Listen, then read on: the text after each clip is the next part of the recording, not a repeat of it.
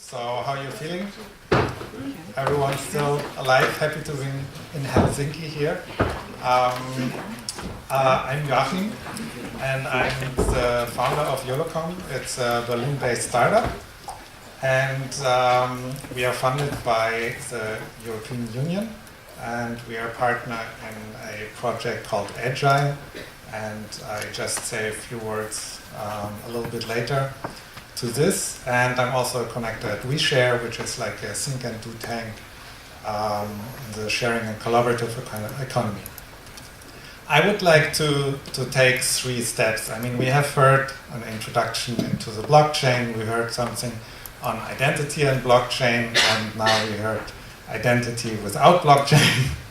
And I would like to start with a story and then tell you a bit about the blockchain and how it ties into other decentralized technologies and our approach to it. And then, of course, I'm happy to answer your question, and I guess we make just a open round for this all together. So, let's imagine something together. So, I would like to invite you to together imagine a future scenario in which you are the center of the world. In this scenario, you have a user profile to which all your data is connected to. And this user profile we call a digital identity. And with this digital identity, you can connect to other individuals, to virtual communities, to your personal communication and messaging channels, to services of public institutions and private companies, as well as data in general. And when I say data in general, for instance, from the world of Internet of Things. Everyday life becomes so much more simple. When you go to the doctor, for example, instead of filling out a long and tedious form and wondering if you got all the information right, etc., the doctor, with one simple click, can view your entire medical history, including your previous allergies, previous injuries, blood test results, medication, and more. She can instantly treat you in the most appropriate way because she has full access to all the relevant health data. Another example is like opening a bank account becomes a matter of moments rather than days because you can communicate with your digital identity with the bank in a trusted way. And the bank trusts in you because they have access to your financial reputation and to a verification that shows them that you are who you say you are. Now you might be saying, that's great, Joachim, but I really don't want the bank or the doctor to know every last thing about me, right? And where is this data stored? Is this like kind of a next level conspiracy? And not quite. So this scenario that we are painting here together, in this scenario there's no such thing as a dauntingly large third-party platform where all your data is congregated in. There's only the software, and the person owning your data is you. It is you who gives permission to others to view your data.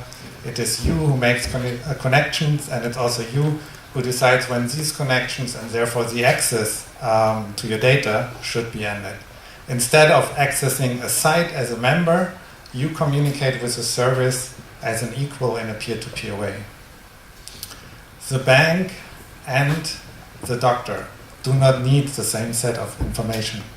They would only get access to the minimum required information for their specific transaction or interaction with you. And this may sound a bit like a utopia, or maybe also dystopia for some, but it's the future that Lohkamp and its surrounding communities are working on, and actually we are not that far away. Now, this is the story, and now I would like to tell you a little bit of what we are doing differently.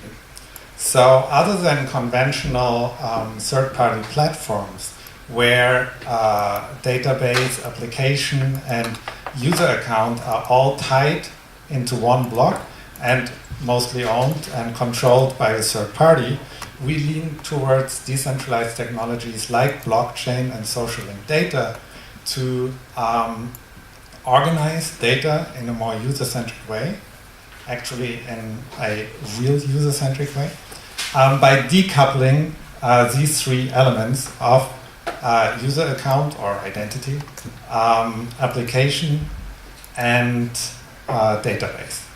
So we must, of course, ask ourselves in whose interest this is. And in the financial industry, a couple of banks, and the energy providers, and also healthcare providers are looking into new ways of how to organize data, and also the benefits when individuals actually own the data. And also the UN has been advocating decentralized technologies and tools for a while because they are more protective of citizen rights. And on a more grassroots level, initiatives like co-working spaces or other communities in the collaborative economy like WeShare, etc., or protocols like Backfeed are pushing for more resilient alternatives that allow individuals to share their data to their terms and distribute power. From a more general perspective, we see how the notion of decentralization brings us back to the original idea of the internet and the web as an open and free space, similar to the ideas of, or similar to the way, actually, how Tim Berners-Lee and others imagined it. Of course, we need to develop this further, and there remains much to explore. However, it's a future that we are very passionate about, and also our communities. And yeah, so I want to tell you a bit about the blockchain. I mean, many things really have been said. It's basically, how we see it, a system that records transactions and guarantees security. And it's an immutable system where every transaction is built upon all other transactions that have happened before. And at this point, since we are in Berlin, we are based together in the same office with Ethereum. And I would just make a statement because the DAO has been mentioned a couple of times. So there's no direct affiliation between the DAO and the Ethereum Foundation. Okay, these are completely independent projects. There have been a few Ethereum developers involved in the DAO, but it's separate from each other. The hack happened not on the blockchain, but actually in the smart contract, which was written in a very complex way. And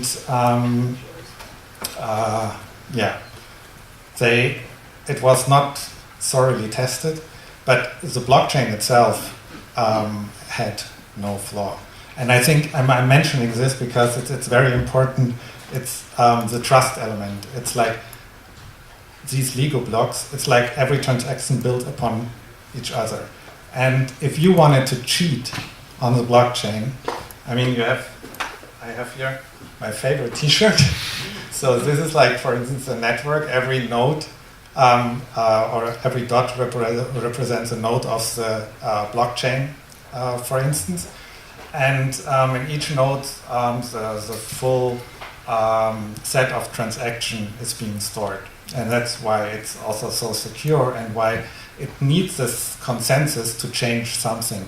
And it happened in the case of the DAO to be able to refund all the money that they did a hard fork, but it was a community decision. So it could have not been done by a single node, or even like by a couple of nodes, but it needed actually a majority of the nodes. So this is the trust element. So we can trust in this, and it's very important because it helps us in the process of decentralization. Actually, we want to decentralize at 3 points where we have data planes. So we have like the data silos. That is like when we have a platform and we become a member of this platform and we give all our data away. Then this data is basically locked in and we have a hard time to getting it out or sharing it with others. Then we are locked in also socially by our identities that belong to some third-party providers, whether it being a platform or whoever. And then we also are dependent on third parties to, when it comes to transactions, when we want to make a payment, especially if we don't know the person or barely know the person.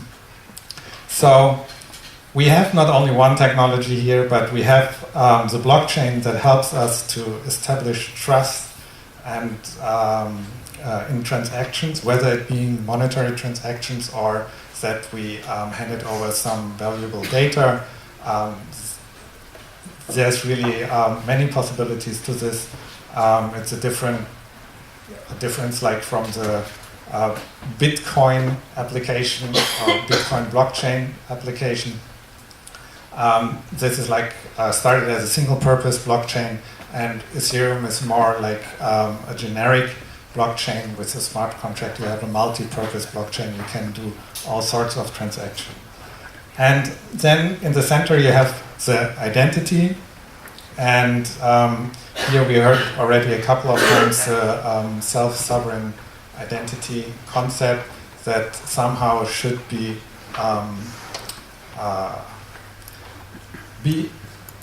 owned by the individual or the institutions that has is basically represented by this identity.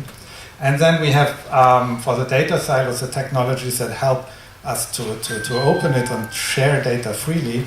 We have a couple of technologies. There is social linked data, there is BigChainDB, there is IPFS, there's distributed hash tables, and a couple of others. All have like certain advantages and disadvantages.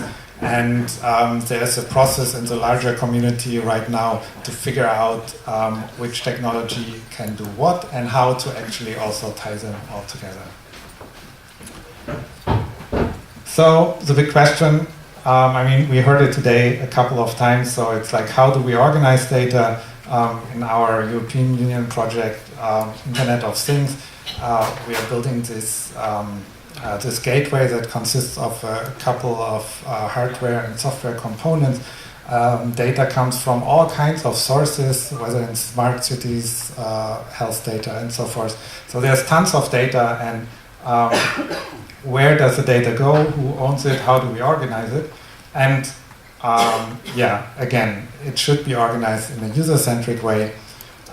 We believe that you should own your identity, that you should be also your own identity provider, so that there is no such thing as a dependency, and relating of identities to other identities is actually the reputation process that we also see in our day-to-day life.